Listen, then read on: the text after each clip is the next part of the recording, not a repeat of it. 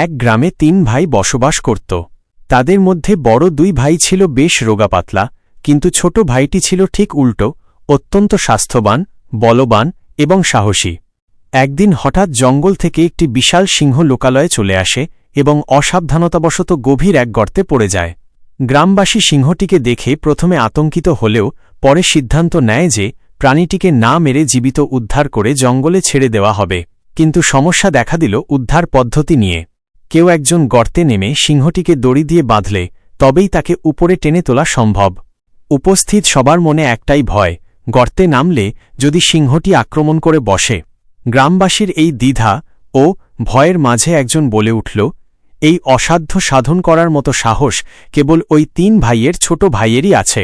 গ্রামের সবাই মিলে ছোট ভাইয়ের বাড়িতে গিয়ে হাজির হল এবং তাকে উদ্ধারের জন্য আকুতি মিনতি করতে লাগল। ছেলেটি গ্রামবাসীদের অনুরোধে রাজি হল ঠিকই, কিন্তু একটি অদ্ভুত শর্ত জুড়ে দিল। সে বলল, আমি গর্তে নামব, কিন্তু যখন আপনারা উপর থেকে দড়ি টেনে আমাকে আর সিংহটাকে তুলবেন তখন দড়ির একদম সামনের অংশটুকু আমার ২ ভাইকে ধরতে দিতে হবে। এ কথা শুনে গ্রামবাসী হো হো করে হাসতে লাগল। তারা বলল, তুমি পাগল হয়েছ? আমরা তোমার গ্রামবাসী, আমরা সবাই মিলে শক্ত করে দড়ি ধরব। তোমার ২ ভাই তো অত্যন্ত দুর্বল ও রোগা, তারা তোমার ওজনই সহ্য করতে পারবে না, সিংহ তো দূরের কথা। ছেলেটি শান্ত স্বরে উত্তর দিল, আমার ভাইয়েরা দড়ির সামনে থাকবে আর আপনারা সবাই তাদের পেছনে থেকে দড়ি ধরবেন।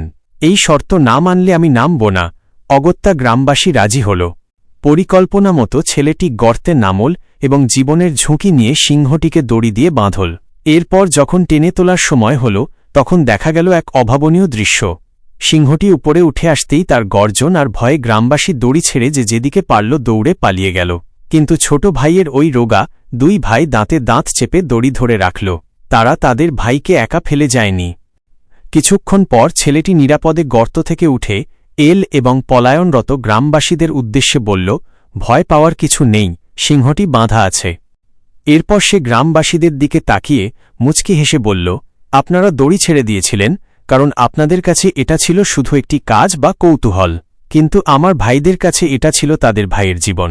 বিপদের সময় পর যতই শক্তিশালী হোক না কেন সে পাশ কাটিয়ে চলে যায়, কিন্তু আপনজন দুর্বল হলেও সে শেষ পর্যন্ত আগলে রাখে।